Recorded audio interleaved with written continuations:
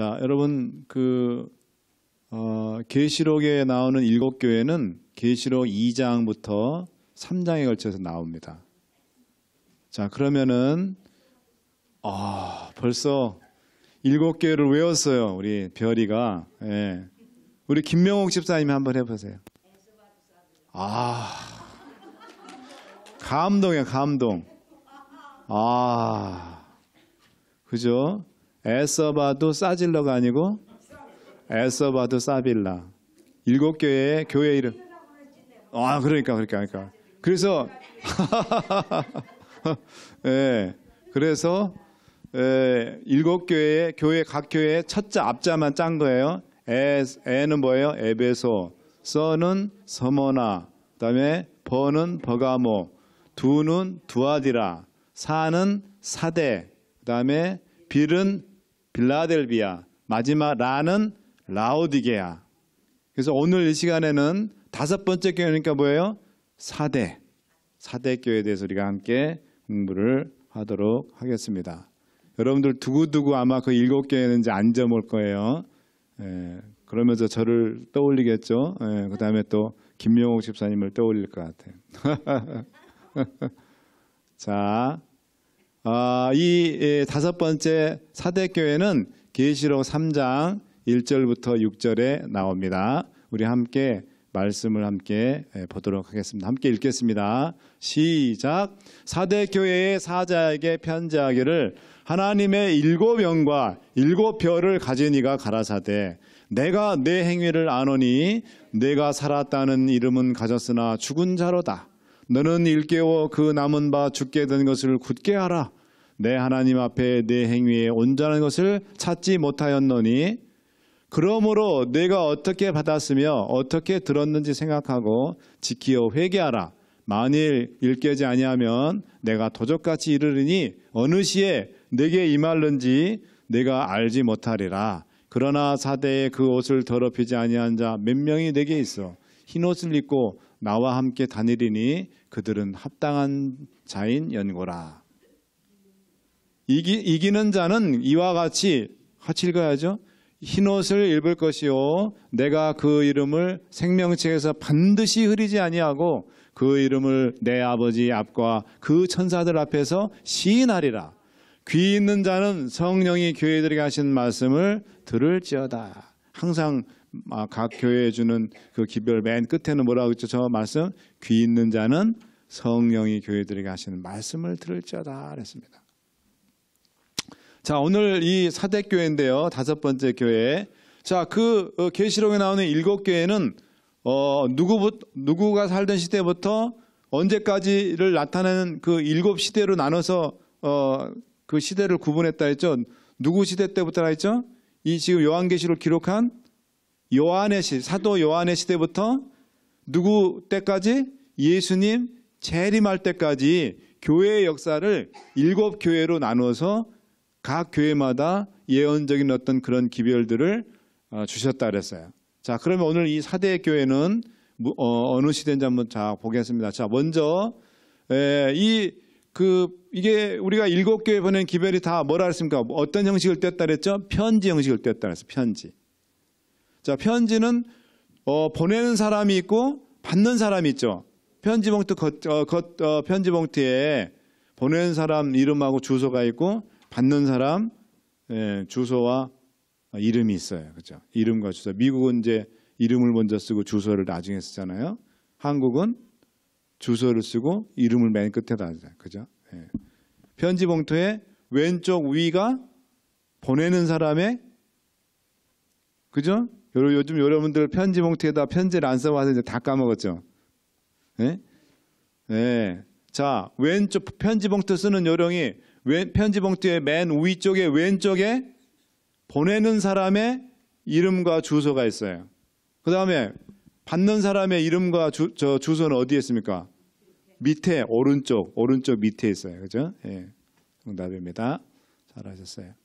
자, 그래서 사대 교회 보낸 기별은 당연히 받는 사람이 어디예요? 사대 교회죠. 자, 3장 1절에 보면은 사대 교회의 사자에게 편지하기를 그랬습니다. 그래서 수신자 받는 사람이 누군지를 정확하게 지금 3장 1절에서 얘기했습니다. 교회 참 너무 멋있죠, 그죠? 저 사진에 나오는 교회. 예. 그 전형적인 미국의 그 초원에 있는 교회의 그런 모습입니다. 옆에 공동묘지가 있고요. 자, 이 사대라는 지역은 그러면 어디에 위치해 있나? 자, 저 노란 화살표를 한 데를 잘 보세요. 그리고 저 사진의 맨 오른쪽 꼭대기에 지금 현재의 지명, 저기가 어디라 했죠? 터키라 했죠. 터키에 있는 지역인데 현재 지명으로는 어떻게 돼 있죠? 사르트라고 돼 있나요? 사르트? 예, 사르드라고 돼 있나요? 사르드? 예. 자, 에베소에서 출발해서 소머나, 버가모, 두아디라에서 밑에 있죠, 그죠? 예, 밑에 있습니다. 안으로 좀 들어와 있어, 그죠? 버가모라든지 서머나라든지 에베소는 아무래도 지중해와 바닷가와 가까이 있는 그런 곳입니다. 그래서 에베소나 서머나는 항구 도시라 그랬죠. 근데 사데나 두아디라 이쪽 필라델피아 라오디게아는 다 안쪽으로 들어와 있어요. 좀 내륙으로 들어와 있어요. 자, 이 사데라는 이름의 뜻이 있어요. 이름의 뜻은 뭘까요? 남아있는 것 또는 남은 자의 도망이라는 그런 뜻을 가지고 있습니다.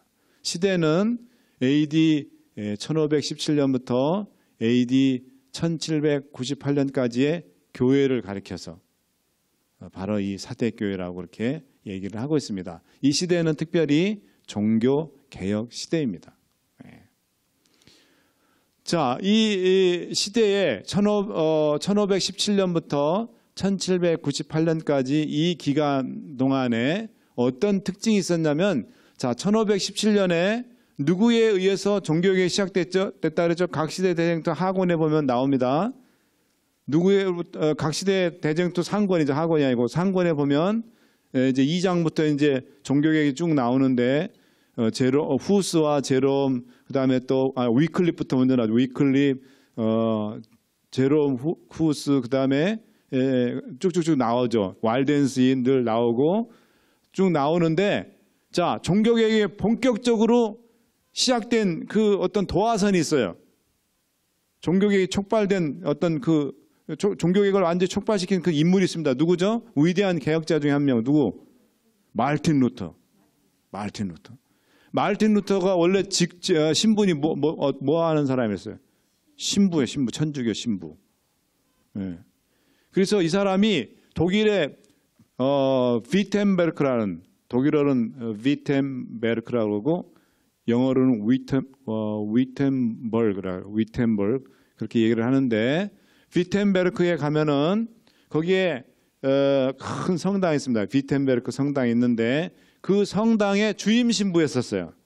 주임 신부님이었어요. 이 마르틴 루터가. 우리로 치면 담임 목사님이었어요. 비텐베르크 교회의 담임 목사님이었어요. 근데 이 마르틴 루터가 천주교 신부였지만은 그 당시에는 성경은 누구만 읽고 연구할 수 있다 그랬어요? 신부들만, 사제들만 성경을 읽고 연구할 수 있다 그랬습니다. 근데 그 당시에 성경은 무슨 성이라 했어요? 벌게이트 또는 뭐 라틴은 불가타라고 그래요. 불가타. 라틴어 성경이에요. 라틴어 성경. 이 라틴어는 뭐냐면, 이 라틴어는 언어가 뭐냐면 우리 한국 사람으로 치면 우리 극동아시아, 동아시아의 일본, 한국, 중국 이렇게 있는데, 이 공부한 사람들이 쓰는 이 3개국의 언어, 공통 언어가 있어요. 뭐죠? 한문. 이런 한문 같은 존재가 유럽에서 라틴어예요. 라틴어.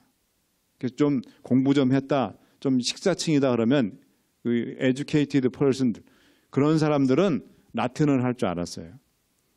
그렇지만 대부분의 일반 민중들, 일반 서민들은 라틴어를 공부할 수 있는 기회가 있나요? 없죠. 네. 다 생업에 바쁘고 이렇게 하니까 대학도 그래서 성경을 줘도 읽을 수가 없어요. 뭐 물론 그 당시 천주교에서 성경을 함부로 주지도 않았어요. 읽지도 못하게 했어요. 신부 외에는. 그래가지고 뭐냐면은 이 말틴 루터가 성경을 이제 공부를 했는데 특별히 구약 성경 히브리어로 된 성경과 그다음에 신약 성경 헬라어 성경을 원어로 공부를 했어요.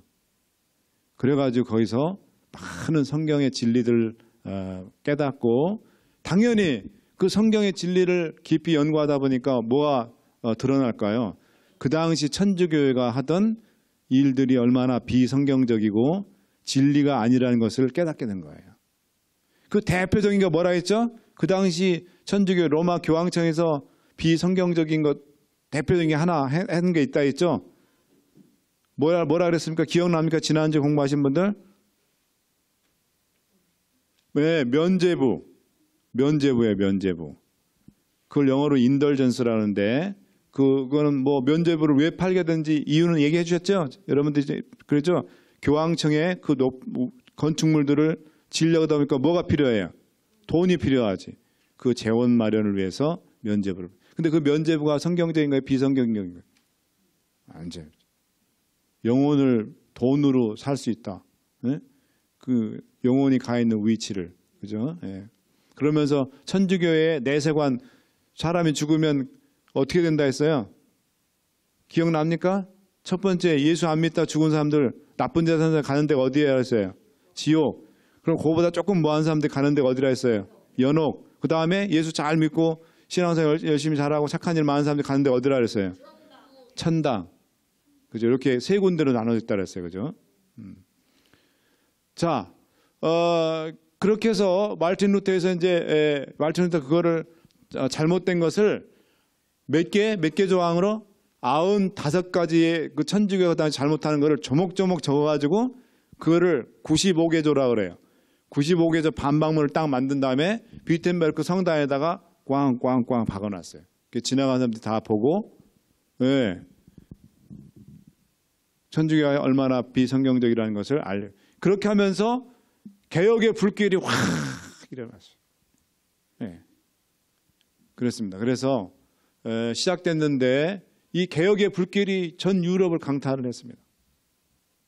그런데 이 개혁이 끝까지 잘 유지돼서 교회가 다시 살아나고 개혁이 되고 교회가 부흥해야 되는데 이 개혁의 불길이 꺼졌어요. 그런 다음에 다시 옛날에 그 냉담하고 또 부흥의 불길이 일어나다 꺼져가지고 더 교회가 침체되고 영적으로 그랬습니다. 그래서 이 개혁의 불길이라는 엄청난 그런 좋은 여건이 마련됐지만 방심함으로 실패한 교회가 바로 이 사대교회입니다. 자, 이제 하나씩 보겠습니다. 자, 이 사대라는 지역은 아까 내륙이라 했죠. 지금 터키의 내륙 지방이에요. 근데 여기는 높은 산봉우리에 건립된 도시라 그래요. 그래서 이 도시의 이 한가운데는 골짜기로부터 몇 메타 높이가 300m 높이에 있었다. 그러니까 밖에서 외적이 적들이 이 성을 침략하려면 쉽게 쳐들어갈 수 있었겠어요? 없었겠어요? 높은 절벽 위에 지금 도시가 있다는 거예요. 300m 높이 위에.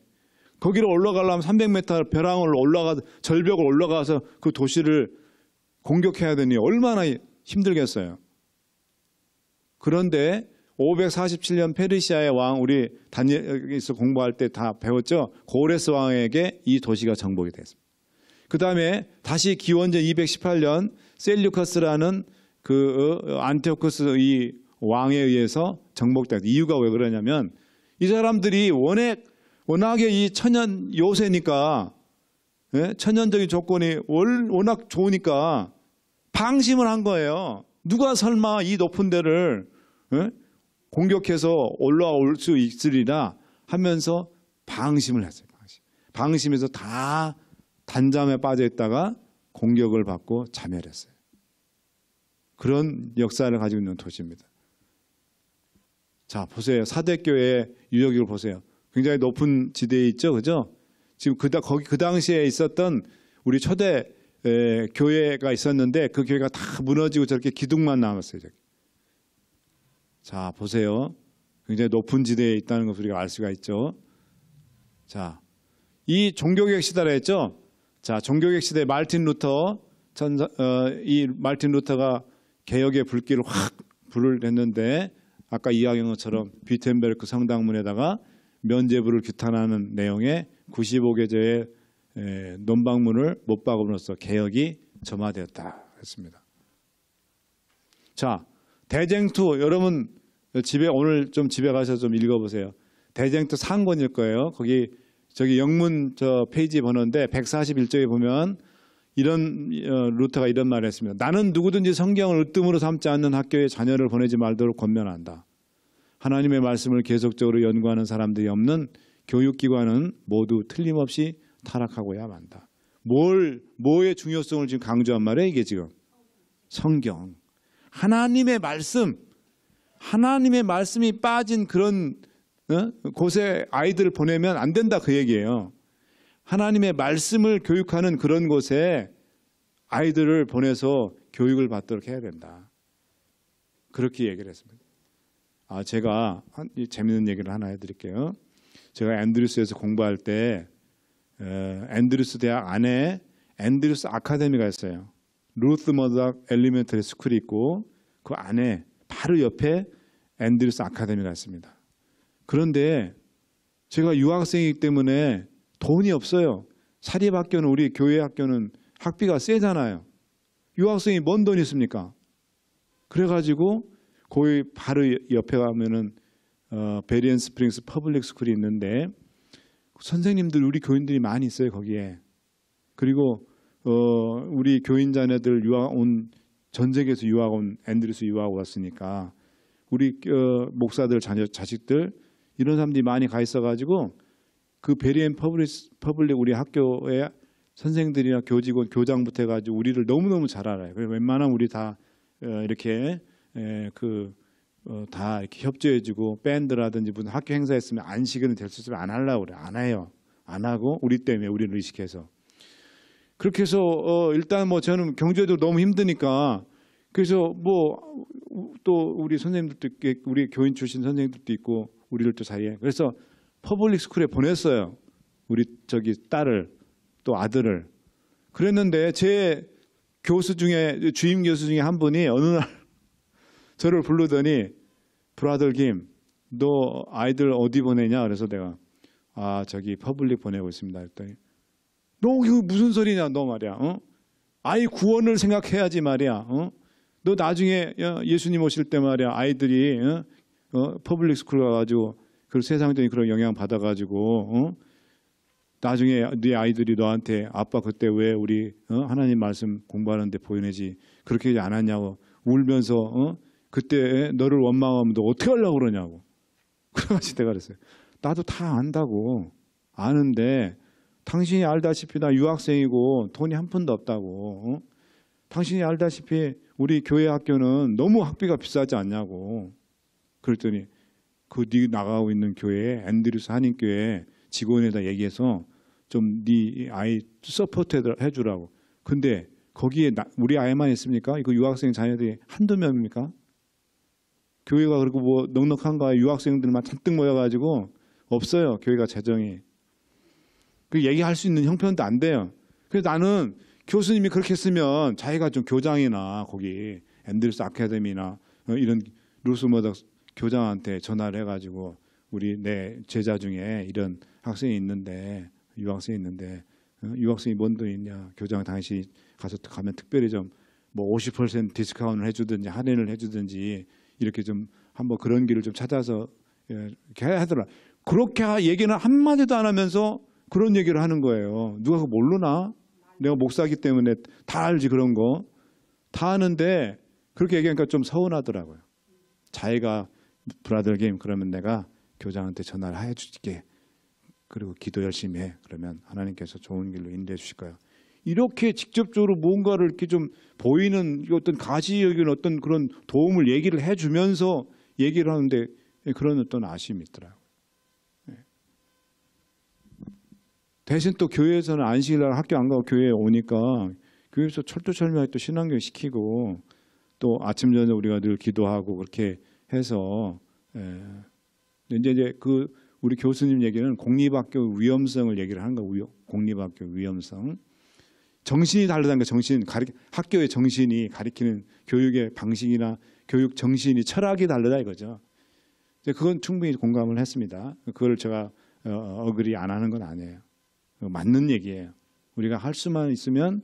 그리고 지금 여러분께 말씀을 드리고 싶은 얘기는, 우리 지금 재림교회 이 아카데미들이 지금 문 닫는 학교가 지금 속출하고 있어요 지금.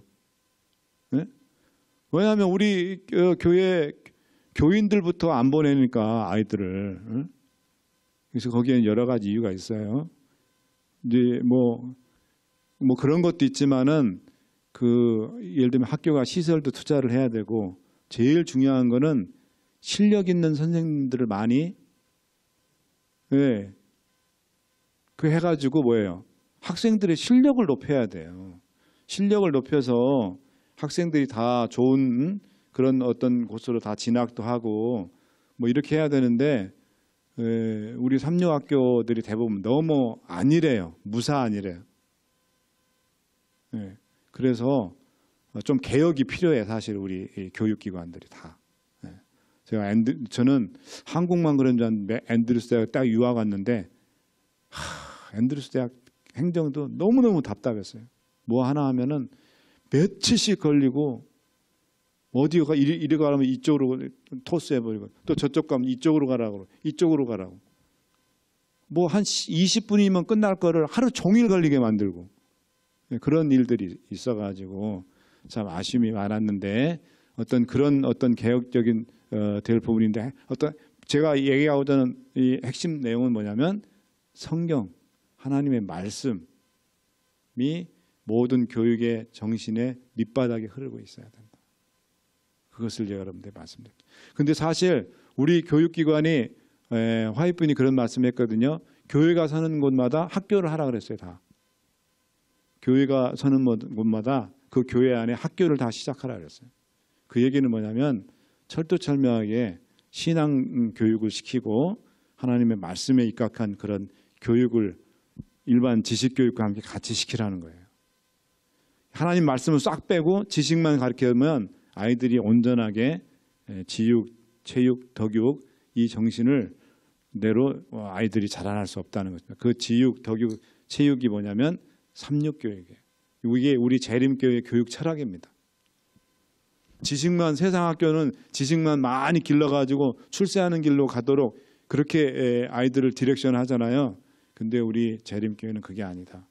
우리의 정신과 우리의 영혼을 하나님의 말씀과 하나님의 교육대로 그렇게 시켜서 지육과 그다음에 몸과 또 어떤 지성과 이 모든 것들이 잘, 영적인 것들이 잘 서로 밸런스를 맞춘 그런 교육을 얘기를 하고 있습니다. 자, 그다음에 이제 스위스에, 아까는 루터는 독일이었습니다. 이번에 이제 스위스를 가보세요. 저 스위스의 저 멋진 호수 한번 보세요. 저게 스위스의 레마논지 잘 모르겠습니다. 가봤어야 알지. 가신 분들 기억납니까? 스위스가 큰 호수, 아름다운 호수들이 많죠. 예.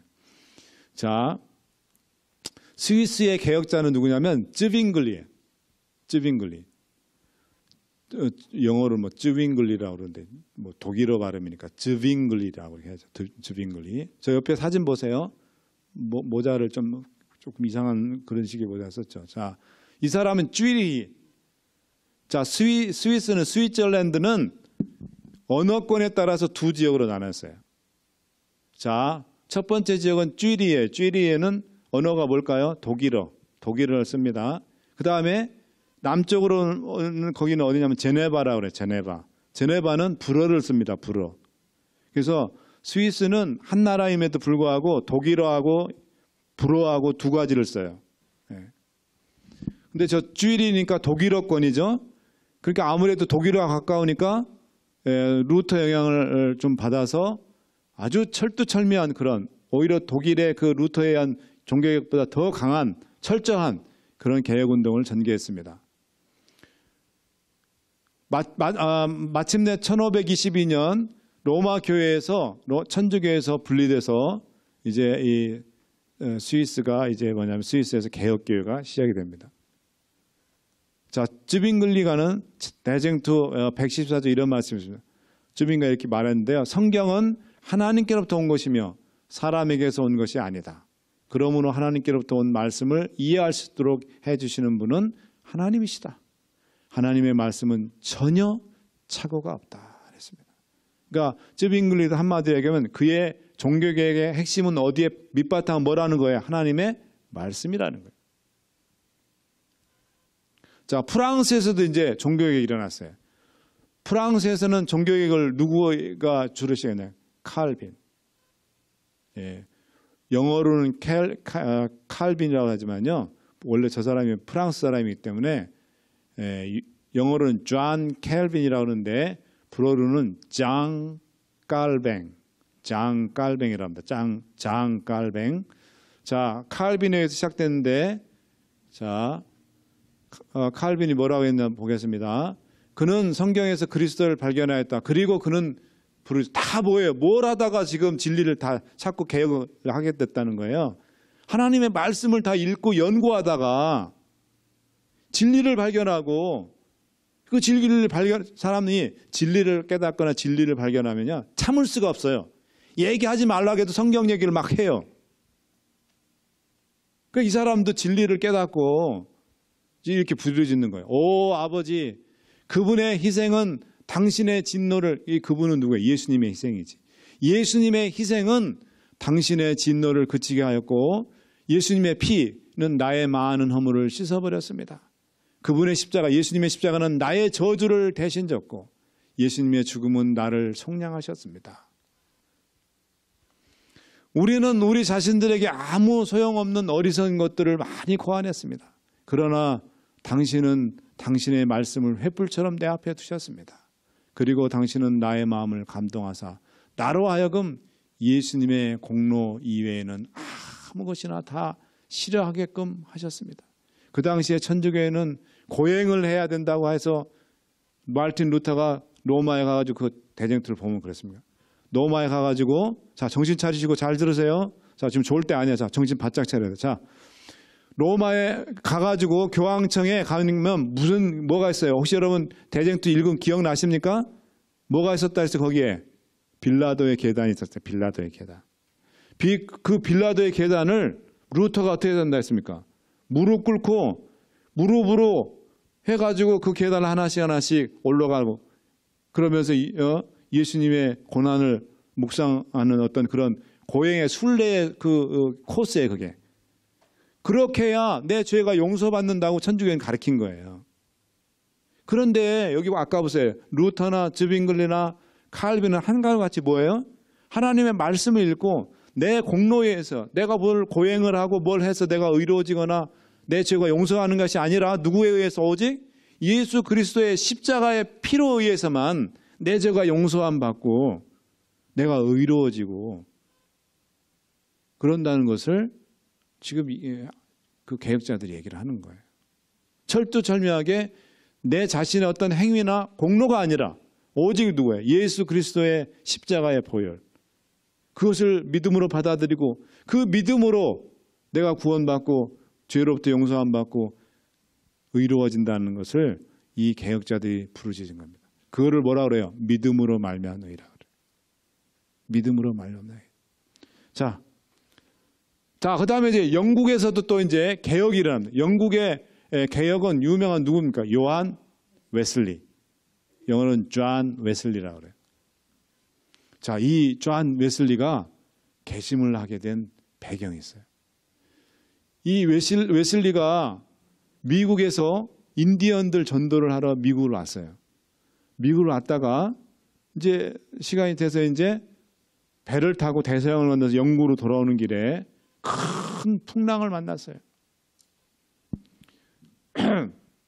근데 그 풍랑을 만났는데 막 그 배 탄 사람들이 다 울부짖고 이제 막 다 두려움에 떨고 파도가 높게 치고 배가 막 물에 가라앉기 일보 직전이었는데 그 안에서 유일하게 그런 다른 사람들의 소란이나 소동이나 막 울부짖는 소리 그런 거에 개의치 않고 조용히 찬미를 부르면서 기도하고 있는 한 사람도 있었습니다. 한 무리의 사람들이 있었어요. 그 사람들 누구예요? 모라비아 교인들이에요. 모라비아 교인들. 모라비아는 지금이 어디냐면 체코에 있는 지역, 체코를 모라비아라. 그 모라비아 사람들이 그 안에서 편하게, 밖에는 막 파도가 치고 바람이 불고 안에서는 사람들이 나 살려 아우성 치고 그러는데 이 사람들은 조용히 하나님께 무릎 꿇고 기도하고 찬미 부르고 하나님 말씀을 암송하고 그 모습을 보면서 웨슬리가 감동을 받은 거예요. 어떻게 이 사람들은 이렇게 할 수가 있을까? 그러면서 모라비아 교인들하고 대화를 하면서 깊은 이 감동을 받게 됩니다. 그러면서 이 요한 웨슬레도 역시 뭐냐면은 행함으로 의로워지려는 것이 아니라 오직 세상 죄를 지고 한 하나님의 어린 양을 온전히 신뢰해야 된다는 것을, 그 모라비아 교인들이 예수님만 의지하고 기도하고 찬양하는 것을 봤거든요. 그거를 깨닫게 되는 것입니다. 그런 다음에 다시 와가지고 이 모라비아 교인들한테 깊은 매력을 느꼈어요. 영국에 오자마자 런던에 있었던 모라비아 교인들의 한 집회에 참석을 하게 됐어요. 근데 거기에 그 집회에 하나님의 성령이 그 자리에 있는 사람들의 마음에 깊이 역사하셔서 뭐냐면은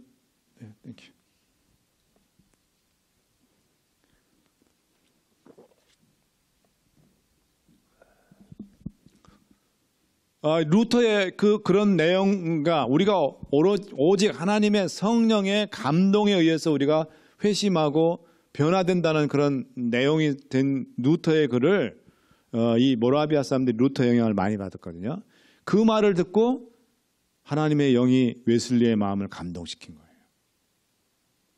그래서 웨슬리가 뭐라고 얘기했냐면, 나는 그 집회에 참석하고 났을 때 마음이 이상하게 뜨거워지는 것을 느꼈다.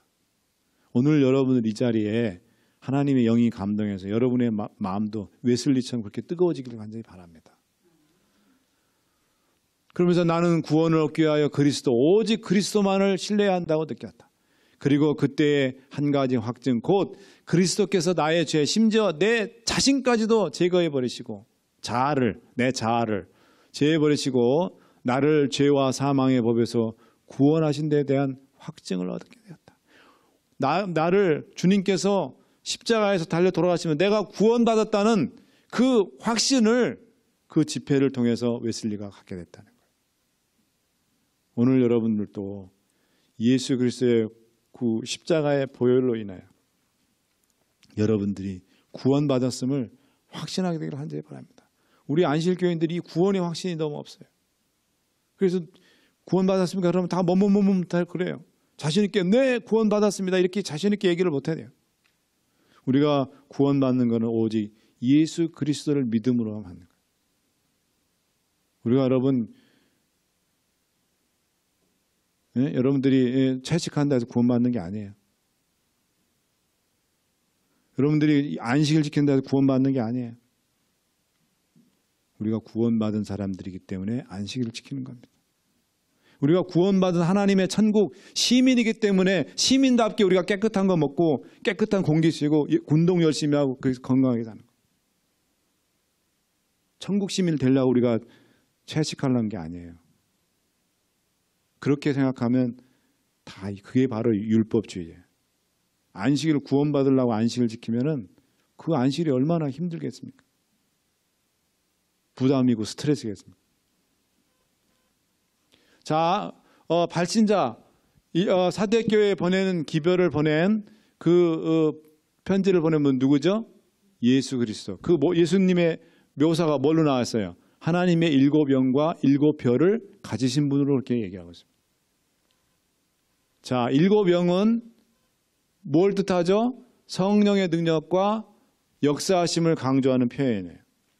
7영이라는 것은. 이사야 11장 2절에 보면 그 말씀이 나옵니다. 그 다음에 7별은 뭐라 했죠? 여러분, 별은 지난 시간에 별에 대해서 공부했죠? 여기 별이가 지금 앉아 있는데. 첫 번째 별은 뭘 뜻한다 했죠? 지난 공부한 분들 천사. 두 번째 별은 뭘 뜻한다 했어요?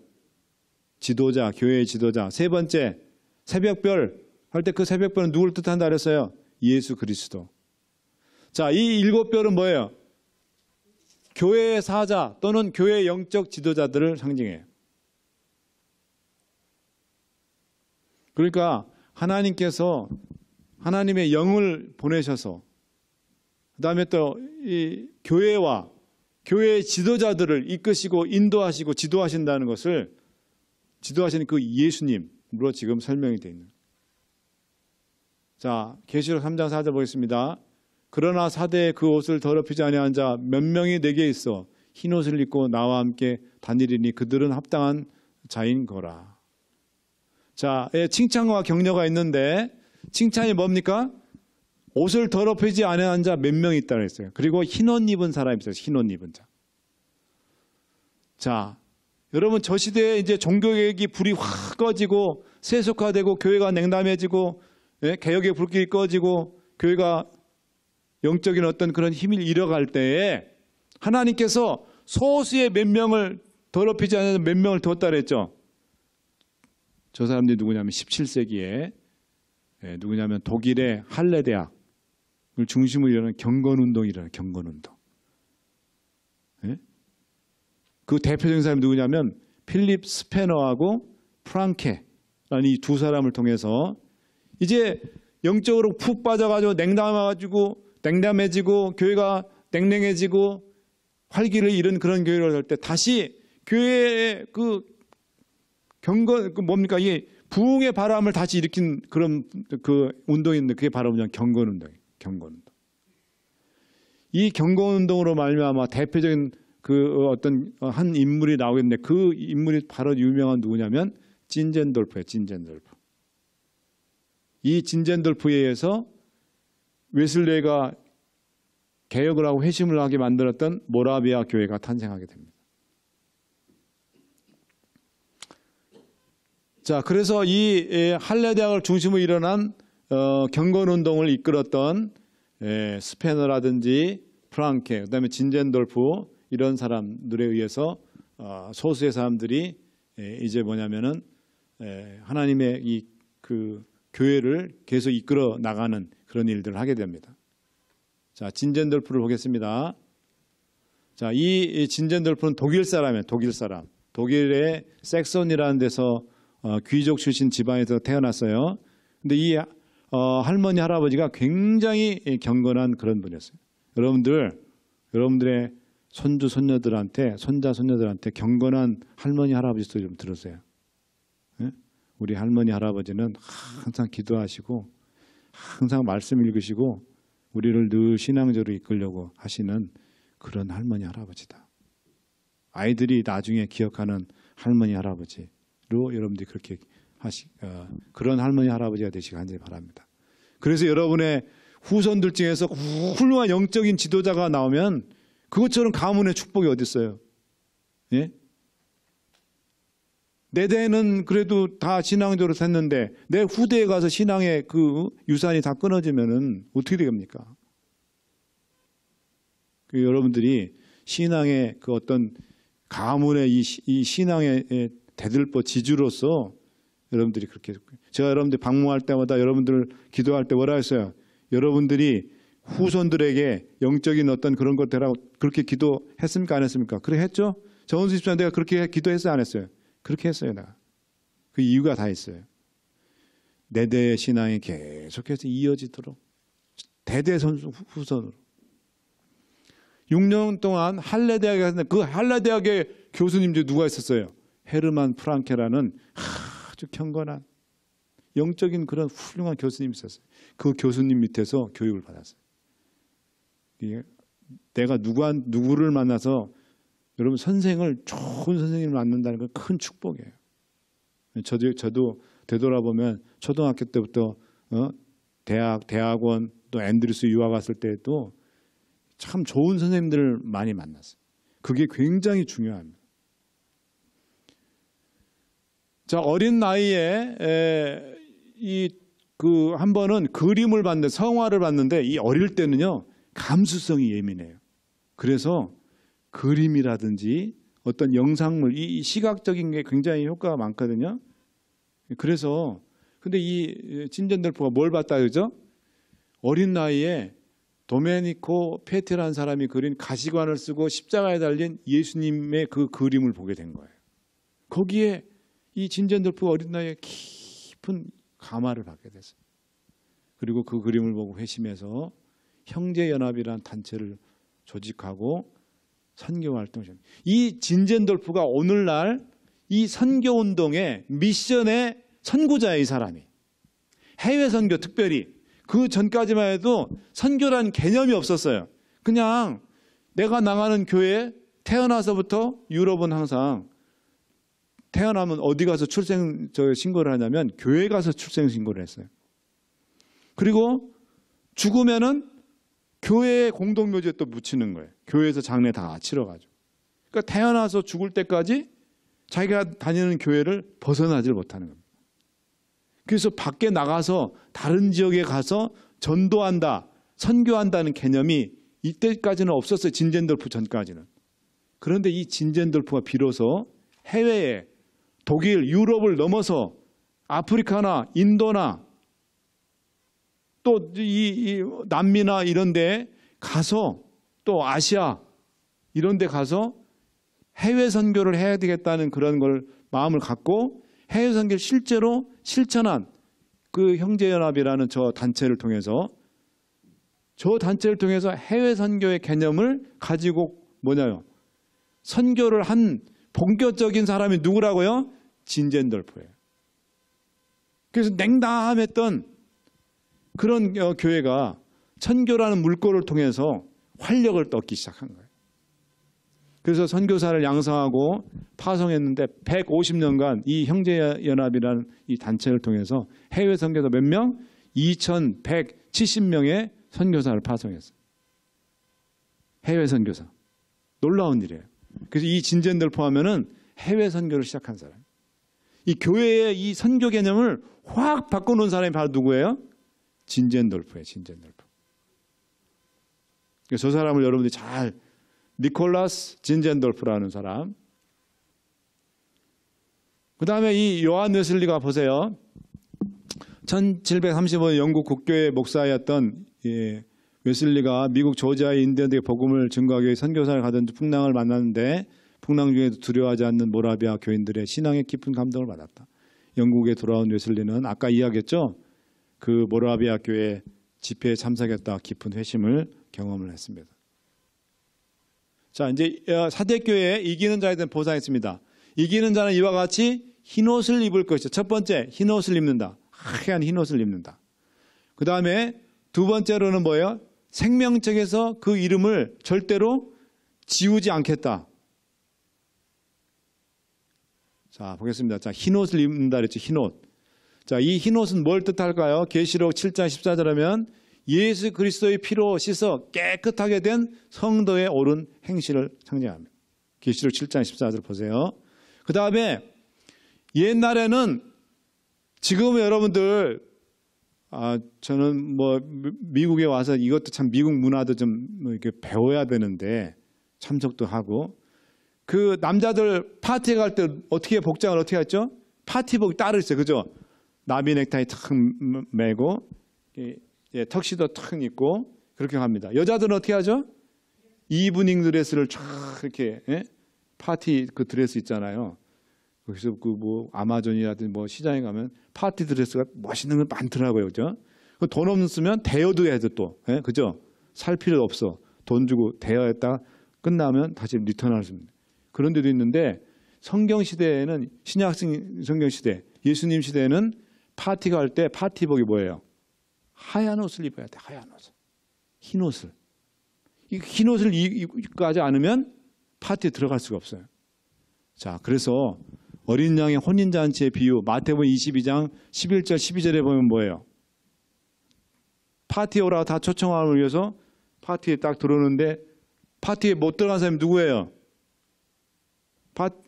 흰 옷 안 입고 엉뚱한 옷 입는 사람들은 저 사람 빨리 내쫓으라 했어요. 그래서 밖에 내어 쫓기어 슬피 울며 이를 갈더라. 슬피 울며 이를 갈더라. 그런 말씀 나오죠. 그죠? 밖에 내쫓아서 슬피 울면서 그렇지. 거기도 나오죠. 예. 자, 밖에 내쫓겨가지고 슬피 울지 않고 이를 빡빡 안 가르려면 어떻게 해야 돼? 하얀 옷 입어야지. 오늘 우리 김혜숙 집사님이 하얀 옷 입으셨네. 그러니까. 예? 우리 별이도 하얀 옷 입었어. 그러니까. 예.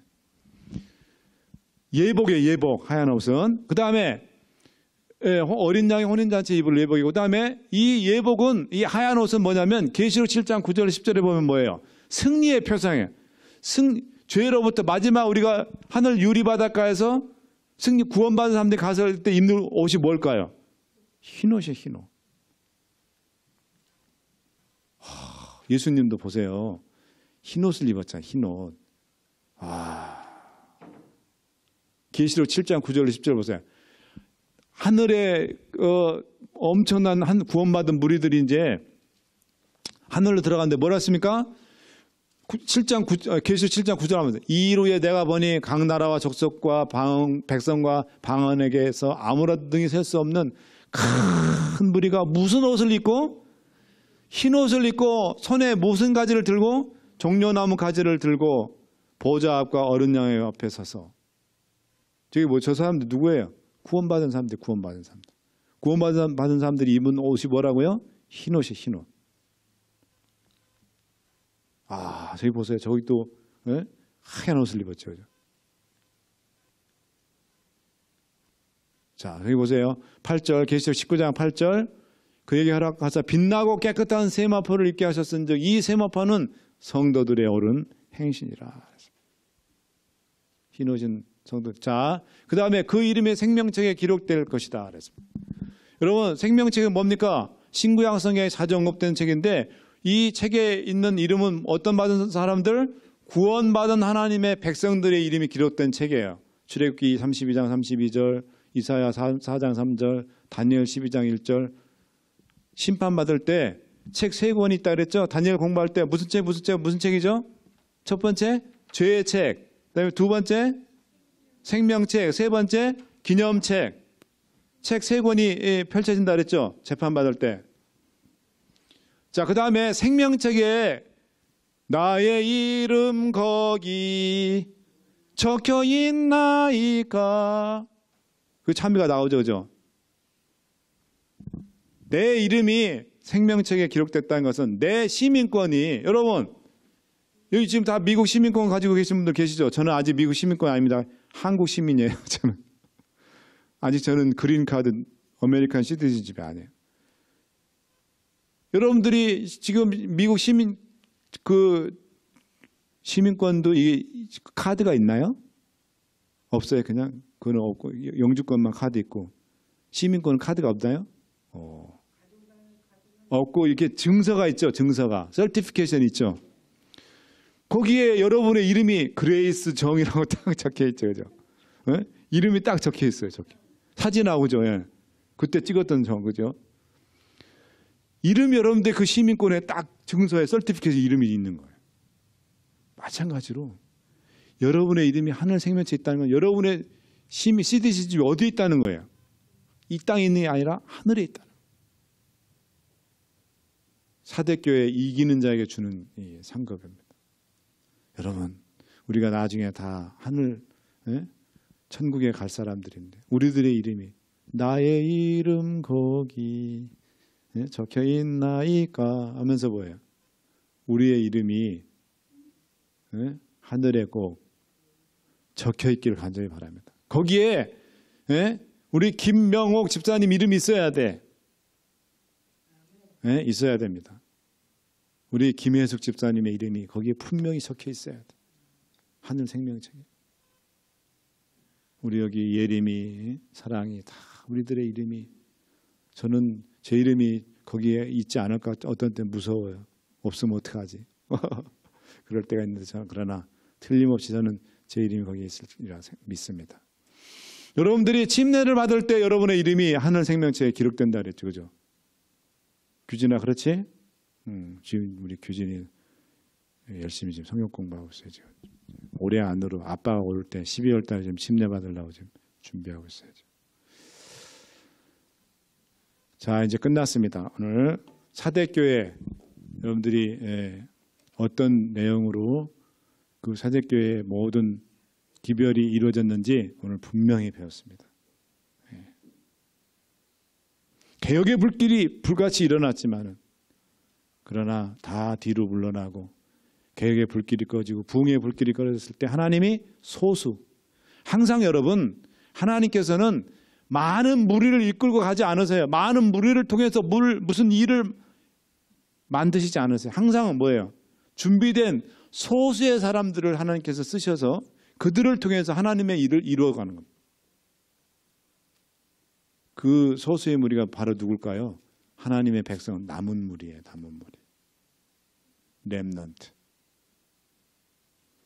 그래서 저는 여러분 모두가 바로 그 적은 무리, 하나님의 일을 할 수 있는 준비된 자, 그런 준비된 자 안에 여러분이 다 들어가 있게 되기를 간절히 바랍니다. 마지막 이 세상의 역사의 그 마지막 하나님의 구원 사업은 별과 같이 빛나는 위대한 지도자들에서 이루어진다고 안 했어요.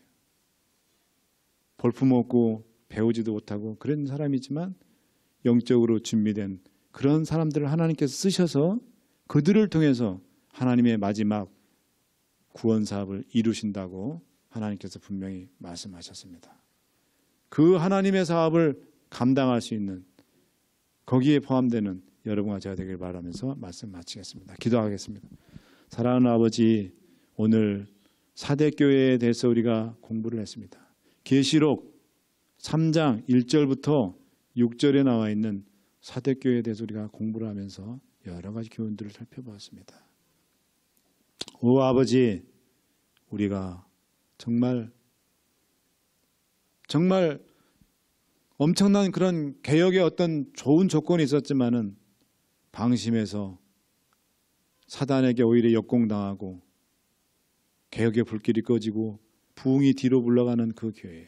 그러나 하나님께서 소수의 사람, 진젠더루프, 스페너, 프랑케 같은 그런 경건운동을 펼쳤던 그 사람들, 영적으로 준비됐던 소수의 사람들을 통하여 교회가 다시 캄캄한 흑암 속으로 영적으로 빠질 때 다시 교회를 일으켜 세워서 부흥의 불길을 일으킨 그런 내용들을 보게 되었습니다.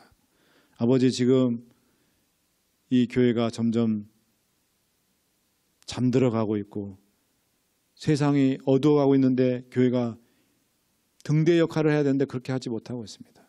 아버지, 우리라도 깨어서 금요일날 이렇게 소수의 무리가 보였지만 우리라도 정신 차리고 우리라도 영적으로 똑바로 준비된 사람이 되어서 하나님의 그 사업을 감당할 수 있는 그런 백성들 되게 하여 주시옵소서.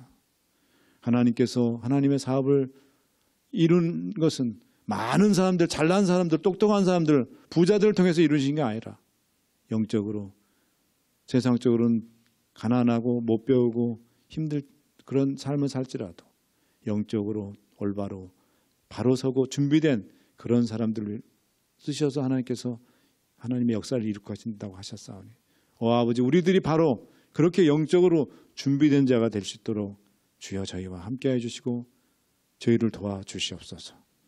감사하며 예수님의 이름으로 기도드리옵나이다.